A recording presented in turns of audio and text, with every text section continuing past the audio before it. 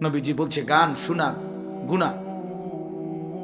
আল জুলুসু আলাইহা ফিসকুন, গানের মজলিসে বসা প্রকাশ্য ফাসিক, প্রকাশ্য পাপী, কবিরা গুনাহ। ওয়াত্তালাজ্জুযু বিহা কুফরুন, নবী সাল্লাল্লাহু আলাইহি সাল্লাম বলছে গান শুনে যদি কেউ মজা মারে, স্বাদ করছে গিরে মানে ঈমান নিছে আর কি। আল্লাহ রাসূল বলছে গান শুনে যদি কেউ মজা পায়, স্বাদ, কুফরুন, তাহলে সেটা কুফরি। কুফরি। রাসূলুল্লাহ সাল্লাল্লাহু আলাইহি সাল্লাম বলেছেন নালার পানি, স্রোতের পানি, ঝর্ণার পানি, যেখান দিয়া পুরা দমে পানি আসে ওইখান দিয়া খুব দ্রুত ঘাস, সতেজ সজীব সবুজ ঘাস ওঠে বেশি, কারণ এদের পানিটা কি আসে, আরামসে আসে। তা আল্লাহ রাসূল সাল্লাল্লাহু আলাইহি সাল্লাম বলেন পানির নালার মুখে যেরকম ঘাস তরু তাজা সতেজ সজীব হয় দ্রুত গতিতে, ঠিক যেখানে গান হয় সেখানে মুনাফিকি খুব দ্রুত গতিতে এরকম দ্রুত তৈরি হইতে থাকে। আল্লাহ রাসূল বলছেন, আল্লাহর নবী বলছেন আল গিনা রুকিয়াতুজ জিনা, গান জিনা ব্যভিচারের তাবিজ। গান ব্যভিচারের তাবিজ। যেখানে গান সেখানে অল্প সময়ের পরে ব্যভিচার। নাচতে নাচতে গাইতে গাই যত ব্যভিচারী, তো সেখানে যেখানেই জিনার আড্ডা, যেখানেই ব্যভিচারের আড্ডা, তো সেখানে গান আরেকটি অনিবার্য অংশ। মদ এটার একটা অঙ্গাঙ্গী অংশ। এই তিন জিনিস কাছাকাছি, এই তিন জিনিস কাছাকাছি। গান আছে তো ব্যভিচারও আছে, গান আছে তো মদের বোতলও আছে, নেশারও আছে।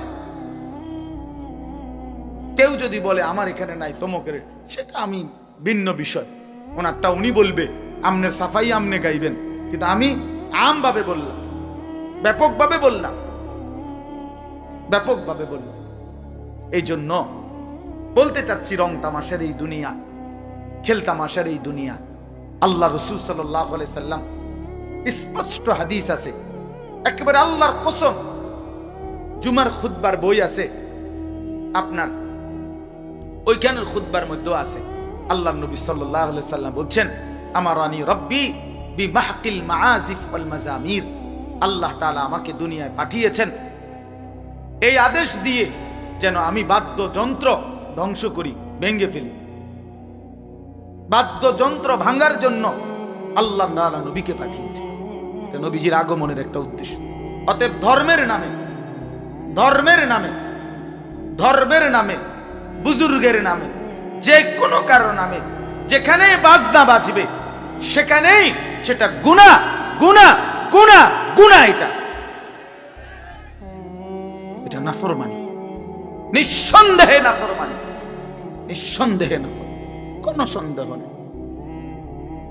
এজন্য নওজোয়ান তোমাদেরকে মোবারকবাদ, গানের আড্ডা ছেড়ে কোরআনের আড্ডায় আসছো, কোরআনের কথায় আসছো। আমি দোয়া করি তোমরা যে কয়টা ছেলে আসছো, আল্লাহ তোমাদেরকে আগামী দিনের ইসলামের জন্য কবুল করেন ইনশাআল্লাহ। তোমরা পারবা, হাল ছাইরো না, হাল ছাইরো না। কিশোর নওজোয়ান যদি জালেমকে হটাইতে পারে তো কিশোর নওজোয়ান ইনশাআল্লাহ বাংলার জমিনে কালেমার পতাকা উড়াবে ইনশাআল্লাহ। আগামীর নওজোয়ান উড়াবে ইনশাআল্লাহ। যাদের হাতে জালেমের পতন হয়েছে তাদের হাতে ঈমানের বিজয়ও হবে ইনশাআল্লাহ, ইনশাআল্লাহ, কোনো সন্দেহ নেই। আমরা হতাশ না, আমরা হতাশ হই না, আলহামদুলিল্লাহ হতাশ না। আমাদেরও হিসাব কিতাব আছে, আশা নিয়েই ওয়াজ করি। কিশোর নওজোয়ান, আগামী দিনের তরুণ যুবক আল্লাহর দিকে ফিরতেছে, কোরআনের দিকে ফিরতেছে। নতুন বাচ্চা আল্লাহর কোরআনের দিকেই ছুটছে বেশি। রিক্সাওয়ালা, ঠেলাওয়ালা, দিন মজুর, কুলি, দিন আইনা দিন খায়, আজকে তারাও স্বপ্ন দেখে আমার ছেলে হাফেজে কোরআন হবে। এক সমাজের উচ্চ পদস্থ পয়সাওয়ালা ধনী সর্বোচ্চ, সেও স্বপ্ন দেখে আমার ছেলেটা হাফেজে কোরআন হবে। এটা প্রমাণ করে আগামীর পৃথিবী কোরআনের পৃথিবী।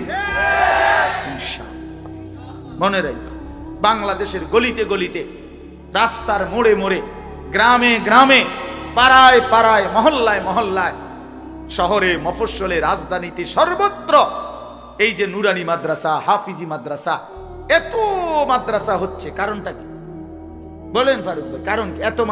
এত মাদ্রাসা কা?